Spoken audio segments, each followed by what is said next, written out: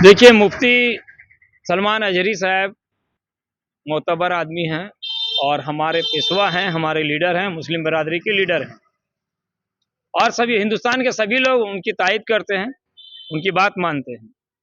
ये बात हिंदुस्तान की हुकूमत भी जानती है और हुकूमत के जो जालिम लोग हैं, जो गुजरात का दंगाई है, जो तड़ी पार है, वो भी जानता है ये बात।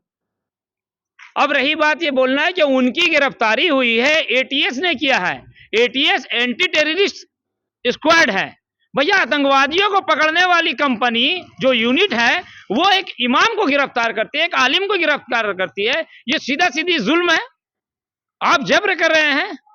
अब दोबारा ये कि अगर उनको गिरफ्तार किया गया है कुछ बोलने पे, अगर बोलने पे गिरफ्तार किया गया है, तो हम पूछना चाहते हैं उन बेशर्मों से, जब सांसद में मुसलमानों को गाली दिया गया था, मुसलमान सांसद को गाली दिया गया था, तब उसकी गिरफ्तारी हुई थी क्या?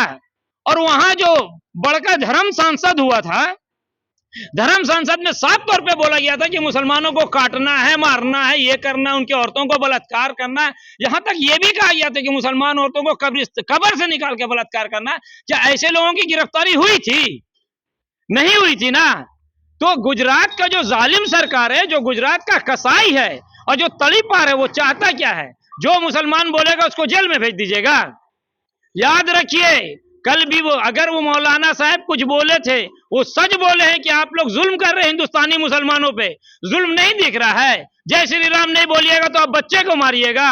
अब झंडा लगाने के लिए मस्जिद नजर आता है, मजार नजर आता है। पुलिस भी जुल्म ये करती है कि कोई आदमी कहीं से गुजर रहा है तो उस पर अगर किसी तरह का छोटा सा काम होता है तो उसको ले आके बांध के मारती है सरेरा। आप देख ही रहे कि मॉब लिंचिंग आप ऐसे ही करते हैं। सांसद में गाली आप देते हैं। चाकू रखने के लिए जो साधु प्रिया सिंह है, उसने बयान दिया था कि हिंदुओं को चाकू रखना चाहिए। काहे के लिए? चाकू किस लिए रखने के लिए? मुसलमानों को मारने के लिए ना, धमकी दे रहे थे ना। उनकी गिरफ्तारी हुई। याद रखिए, ये जुल्म हो रहा है हिंदुस्तानियों पे, हिंदुस्तानी मुसलमानों पे।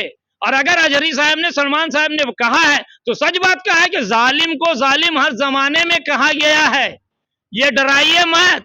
हम नमरूद और फिरौन को भी जालिम कहे थे, आज भी मोदी को जालिम कह रहे हैं, अमित शाह को जालिम कर रहे हैं। तो मुसलमानों के साथ जुल्म होगा तो मुसलमान ना जालिम कहेगा? कहा जा रहा है। याद रखिएगा, मैं फखरुद्दीन अंसारी किसी कीमत पे भी कातिल को मसीहा तो नहीं बोलूंगा। वो कातिल है और कातिल को मसीहा नहीं बोला जाएगा। इसके लिए जो करना आप कीजिए। अगर मौलाना साहब की गिरफ्तारी हुई है, अगर उनको बाइज्जत नहीं बरी किया गया, तो याद रखिए मुसलमान खामोश बैठे नहीं रहेगा। आप लोगों ने देखा होगा कि एमआईएम का जो इरफान पठान, हमारे वारिस पठान साहब है, बॉम्बे में मौलाना साहब के साथ साथ थे गिरफ्तारी के दिन।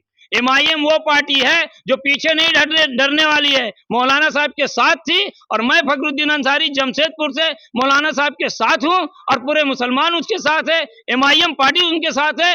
अब आपके मीडिया के माध्यम से पूछना चाहता हूं, वो लोग जो मुसलमानों का वोट लेते हैं, राहुल गांधी जो पैदल चल रहा है, न्याय यात्रा निकाला है, क्या न्याय यात्रा निकाला है?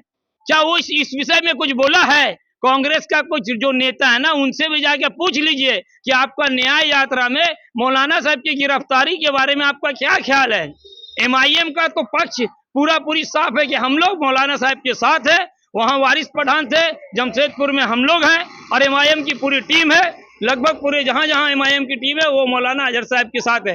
अब वो लोग जो इधर उधर की पार्टियों में रह रहे, कांग्रेस में है, जेएमएम में है, आरजेडी में है, उनसे जाके पूछिए कि आपका क्या स्टैंड है, आप किस तरफ में हैं। और एक बात आखिरी में, मैं फखरुद्दीन अंसारी एमआईएम का प्रवक्ता जमशेदपुर से ये बात कह रहा हूं कि अगर उनकी रिहाई नहीं होती है तो हम लोग जमशेदपुर में बड़ा एक आंदोलन, एक जो आंदोलन है वो जनसभा करेंगे गांधी मैदान में या ईदगाह मैदान में।